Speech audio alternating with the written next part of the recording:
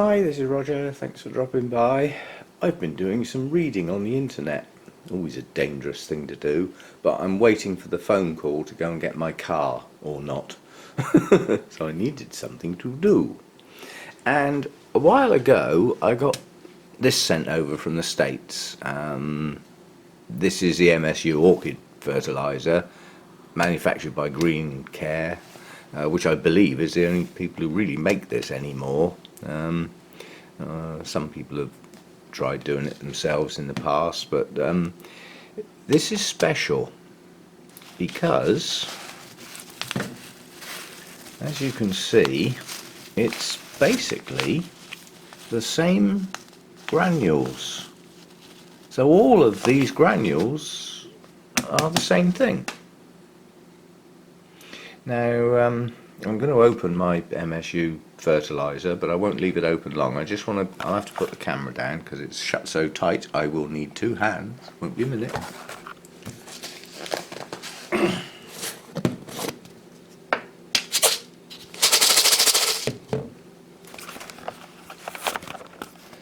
Right, now I presume that's reasonably focused, but you can see in there's lots of different types of things, including some powder. So, you know, there's large granules of a certain colour and some other large ones of a different colour, some white ones, and like I said, some powder. So, hang on, I'll just put the camera down. I need to get the top on. If that gets damp, it will just form a lump.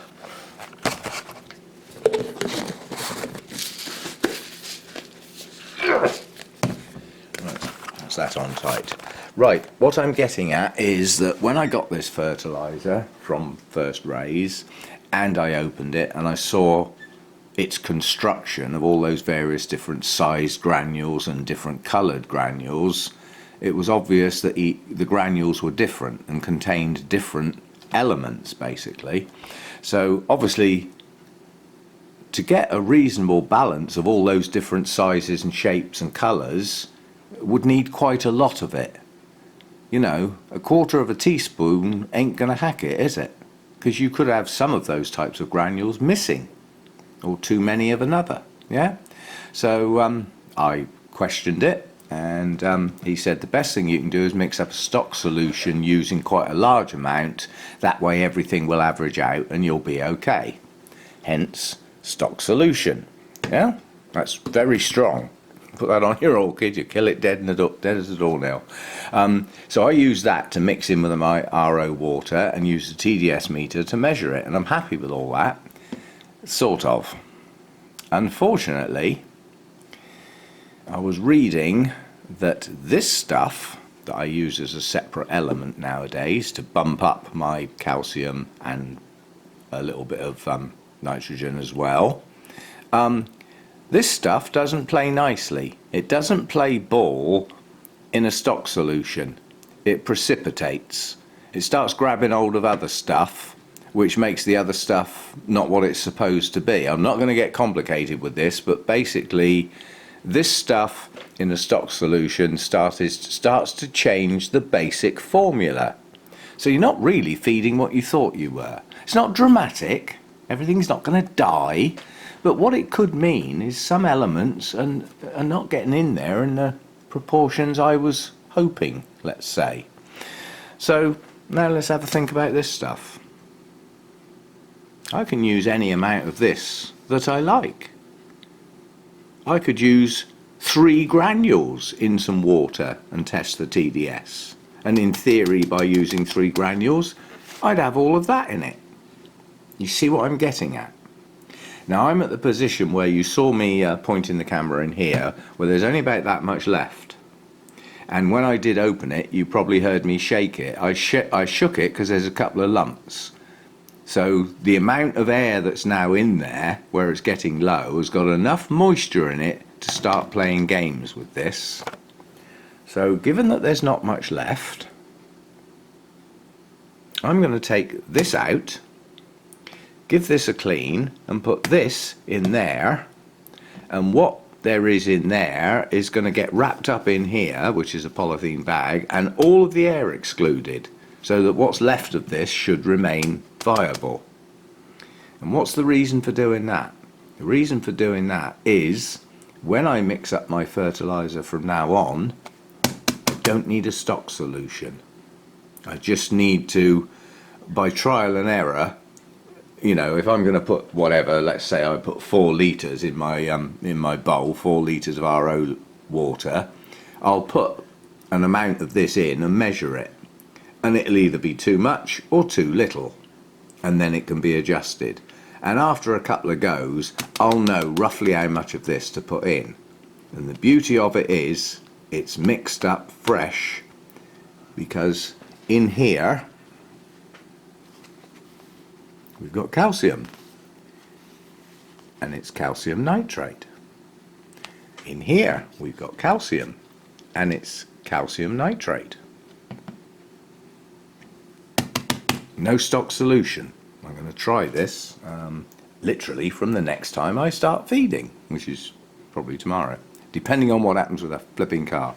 Okay, so that's still my basic MSU formula. That hasn't changed, but the way I'm going to use it has changed quite dramatically. I'm removing the stock solution and the possibility of precipitation going on there and the chemical elements changing and bonding and doing things they shouldn't be doing. And that's as technical as I'm going to get, because what I was reading was quite technical, but I understood it. You know, I just don't want to make a big deal out of it. So when I want to use this, mix it up fresh.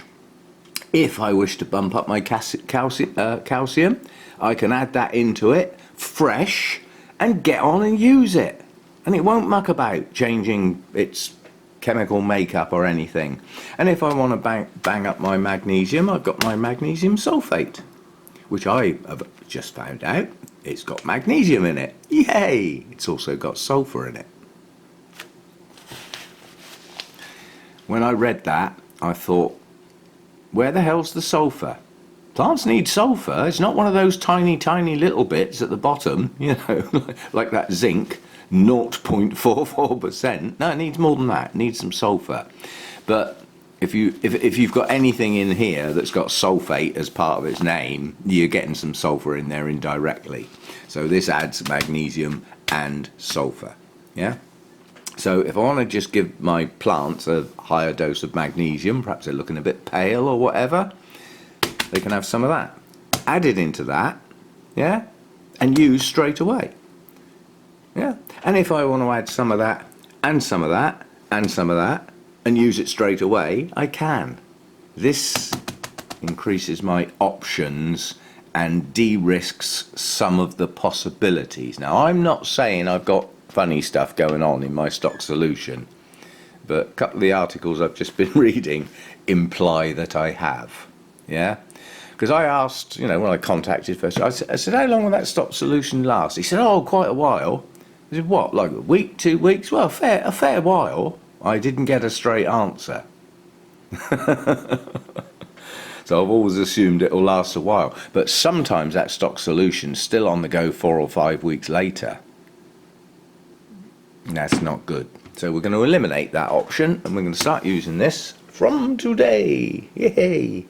I have got other stuff. I mean, I've actually got CalMag, which is some calcium and some magnesium, but it's also got some really usable iron in it. Yeah, this has got iron in it. Yeah. So if I used the CalMag, I'd be combining some of that and adding some iron in. Yeah. You shouldn't really be getting iron shortages in your plants unless you're messing about with your pH and getting that totally wrong, in which case you might be excluding iron, in which case it'll have a deficiency and it'll show. I'm not going into what deficiencies look like. Look it up. Do some work yourselves. But yeah, so we're changing. There's very little of this left. We're going to stop using that, eliminate the stock solution, start using this mixed up straight away. And it will take me a while to work out how much of this I need. 1/4 of a teaspoon, 1/8 of a teaspoon, 1/2 a teaspoon, you know, but I'll play with it. I'll start with a little tiny amount, measure the TDS and think, well, that's no flipping good. And then put twice as much in, and probably put too much in, and have to add some more water. But it won't take long to get used to using that straight out well, I would say straight out the bag, but I can't keep it in that bag because it's non-resealable. So once I open this bag, it's got to go in an airtight container, which is why I'm going to swap these two over. And then I'll have my mouth won't work, airtight container. So we're changing. My plants have had a lot more calcium in theory than they've ever had this year, but if the calcium and the magnesium in here are playing about in here after it's mixed and stored for any length of time, yeah, then the fact that I'm adding that could actually be quite important. Yeah. But I've only started doing that relatively recently. Yeah. So anyway, we're all change. Don't ask deep and meaningful questions about all what's going on with precipitation, stuff like that. If you want to know in great detail, do what I've just done. Go and look it up. It's all there on the internet. It's hard work, some of it, I must admit. But it's just the principle of the fact that calcium nitrate plays about in stock solutions. You'll find this sort of information in fertilizing with hydroponics, because obviously they work by having stock solutions added to, you know, sort of cycling round water. The plants aren't in anything, they're just sat in the flipping water, and they only get what's given. So, you know, they have very complex mechanisms of checking the water, adding a bit of this, you know, flushing the water out now and again. You know, it's all geared up to that sort of thing. But, you know, in several places it highly recommended keeping your calcium nitrate separate from other stuff. In other words, you can mix your calcium nitrate up as a stock solution, but not mixed up with other stuff. Yeah? So it's concerned me enough to just start using this a bit earlier than I would have done, because I would have waited till I'd run out of this, probably by the end of this year. I'm just starting using this a bit earlier, as a precaution. Whether I'll ever see any difference out there in the grow room, I really don't know. But, yeah, there you go. So, we're changing. We're doing something a bit different. I mean, this was a major change when I got this stuff. You know, that had a lovely story to it. I had a friend who was out in the States, said, I can get some of that for you. So he ordered it online and got it sent to his hotel where he was staying, and then he came back to Spain with it in his luggage. I did remember saying, good luck getting the white powder through customs. Tub of white powder through customs, think it through. Irrespective of what it says on the label, you know.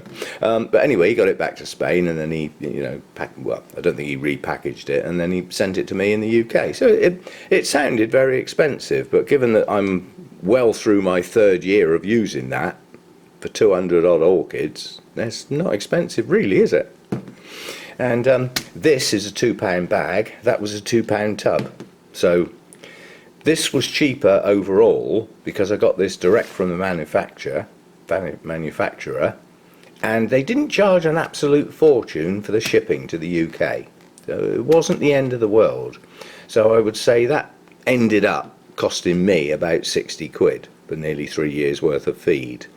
Whereas that cost about 40 something, 42, 43 for the actual product and the shipping. So this has worked out cheaper. And who knows, it may work out an awful lot better. We shall see. I still can't find anywhere where you can just go and buy that in the EU, like that bag. So I got it from the States. You know, my orchids are important to me. And I want to stick to this basic formula. I like it. My orchids have grown an awful lot better since I changed to this, which is basic, same formula. And they've just done better with the RO water, you know. So, all change, we'll give it a go. It'd be difficult to say whether anything works better or worse. I've only got a couple of months of growing season left, so we'll see how it goes anyway. But that's the idea and why. See you next time.